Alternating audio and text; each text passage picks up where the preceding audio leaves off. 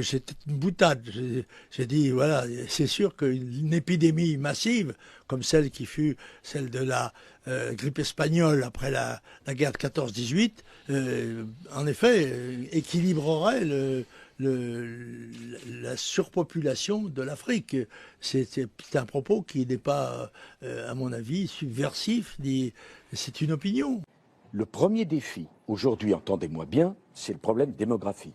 Nous sommes 7 milliards. Dans 30 ans, nous serons 9 milliards.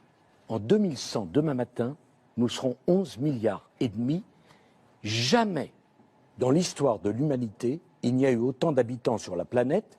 La première proposition que j'ai voulu faire, c'est la création d'un organisme pour suivre la population mondiale. Et pour moi, le premier défi qui génère d'ailleurs le défi environnemental, c'est combien d'habitants vont pouvoir habiter sur la planète. Mais ce n'est pas le sujet. Le sujet, c'est que pendant tout votre quinquennat, on ne vous a pas entendu parler de démographie. Par contre, vous avez été très volontariste sur le changement climatique. Et tout d'un coup, on a l'impression que les priorités sont inversées. Non, il faut lutter contre le changement climatique. Mais la première cause de dégradation de l'environnement, mais si vous ne voulez pas l'entendre, c'est que vous ne cherchez pas les causes et vous vous intéressez qu'à l'image, c'est le nombre d'habitants dans la planète. Mais vous semblez le Nigeria va donc passer à 400 millions d'habitants. Lagos, sa capitale économique, en a 22 millions. Si on ne pose pas la question de la natalité sur le continent africain, ou de la natalité en Asie, ou de la natalité dans un certain nombre de pays, on ne pourra pas protéger les équilibres écologiques de la planète.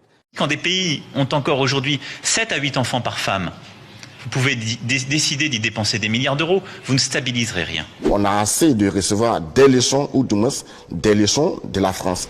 Alors que la France est à la base, on va dire entre guillemets, de tous les maux de l'Afrique.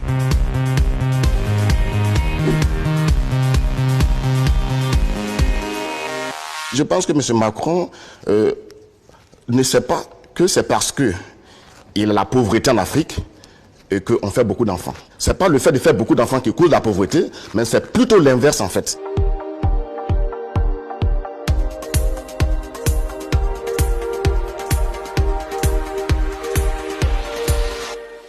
Quand on a bien écouté le discours de Sarkozy au Sénégal et aussi de Hollande, comme quoi les Africains n'étaient pas trop rentrés dans l'histoire et que M. Macron maintenant nous ressasse le fait qu'on n'était pas trop civilisés, entre guillemets, c'est un peu un discours colonialiste. Voilà comment les Africains ont ressenti, en tout cas, la réponse de M. Macron.